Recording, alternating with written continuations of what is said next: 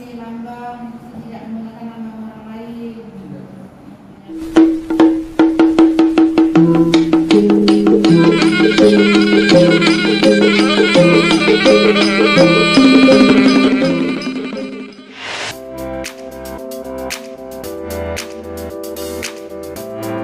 Karimun tanggal 29 November tahun 2021. Tim verifikasi dari Kesbangpol Kabupaten Karimun disambut hangat oleh Ketua DPC Pemuda Batak Bersatu Karimun Bapak Osmar P. Hutajulu. Kunjungan dari tim verifikasi Kesbangpol ini dalam rangka verifikasi administrasi pendaftaran ke Pemda Karimun.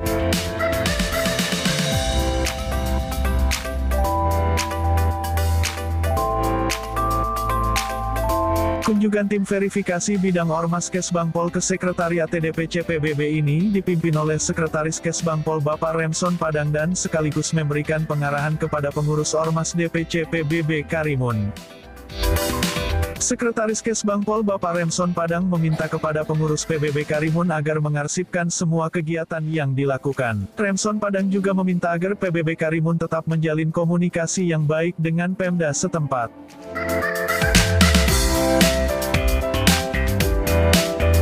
Di samping itu, Ketua PBB Karimun Bapak Osmar Hutajulu yang didampingi Sekretaris DPC PBB Karimun Bapak Ridho Purba dan Bendahara Bapak John Manurung, beserta Sri Kandi dari PBB Karimun, menyampaikan ucapan rasa terima kasih atas kehadiran tim verifikasi.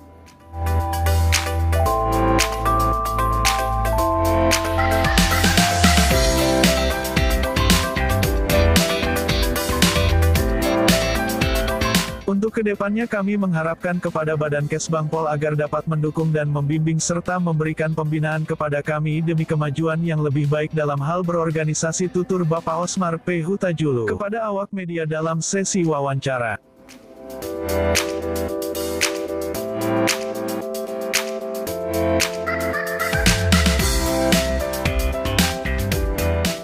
Semoga pemuda Batak Bersatu yang ada di Indonesia dan di luar negeri, khususnya yang ada di Kabupaten Karimun, dapat terus memberikan pengabdian yang terbaik kepada masyarakat yang ada di Kabupaten Karimun dalam hal kegiatan sosial.